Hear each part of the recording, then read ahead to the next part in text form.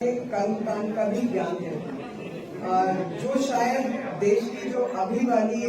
Generation है वो भूल चुकी है।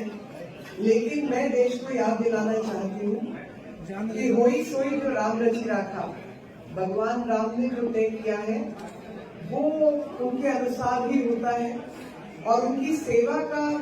भाग्य किसका होगा ये भी उन्होंने तय किया हुआ है, और वो सब कर्म के आधार पर तय किया है। कर्म के आधार पर इसलिए कहूंगी कि 70 साल की आजादी के बाद इनके पास कई मौके थे भगवान राम की शरण में आने के और भगवान राम के काज को करने के। राम काज करने की बजाय इन्होंने दूसरा रास्ता अपनाया, और वो दूसरा रास्ता अपनाने के पीछे जो मंशा थी वो ठीक नहीं थी, जिससे न समाज का भला हुआ और न ही देश का भला हुआ। जो लोग इतिहास भूल चुके हैं उनको याद दिलाना चाहती हूँ कि जिस समय शिलान्यास किया गया तब भी अपीजमेंट पॉलिटिक्स की गई, क्योंकि मंदिर के दरवाजे खुलने के बाद में मंदिर नहीं बनाया गया, और उसके बाद तुरंत शाहबानो का केस सुप्रीम कोर्ट ने तय किया और मुस्लिम पर्सनल लॉ बोर्ड बना के उस फैसले को बदला गया,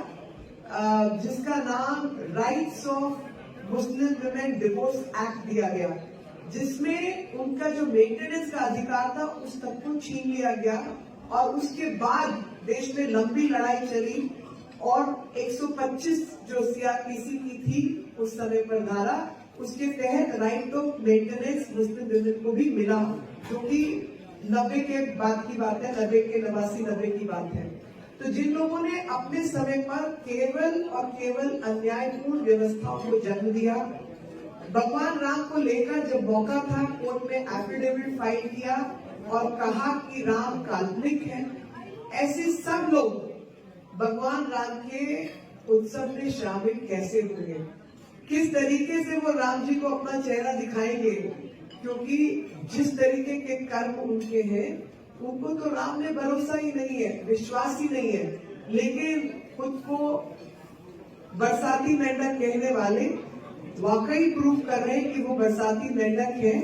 और केवल जब इलेक्शन आसपास होता है तो आप उनको मंदिरों में देखते हैं, लेकिन मंदिरों के जीर्णोद्धार में,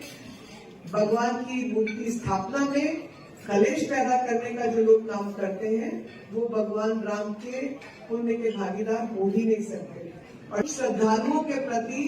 जिस तरीके की इन्होंने भाषा, जिस तरीके के कार्य इन्होंने किए हैं, ये वही गिरगिट है जो रंग पलटते हैं, और वो रंग पलटता हुआ दिख रहा है कि जो कभी राम मंदिर के पक्ष में नहीं थे, राम मंदिर नहीं बनना चाहिए ये कहते थे, आज वो सुंदरकांड के पाठ में शामिल हो रहे हैं। मैं इसको कहूंगी भगवान जी की कृपा, राम राज्य तो स्थापित ही हो जाए कि अगर पापी अपने पाप धोना शुरू कर दे, तो पापियों के पाप धुल रहे हैं, अच्छी बात है, सुंदरकांड का पाठ हो रहा है, अच्छी बात है, लेकिन इनके जो कार्य है वो भुलाए जाने जैसे नहीं है। और ये बात सबको याद रखनी है कि किस मिट्टी के बने हुए लोग हैं और किस तरीके से हर चीज के ऊपर राजनीति करने की क्षमता इन लोगों में है, विश्वास के साथ भी अविश्वास करने वाले लोग हैं। और एक मुझे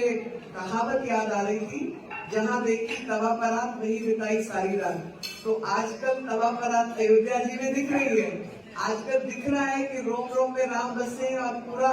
देश और समाज राम में हो गया है, तो खुद को भी राम के रंग में रंग लो। बाबरी की बारी होती तो बाबर के रंग में रंग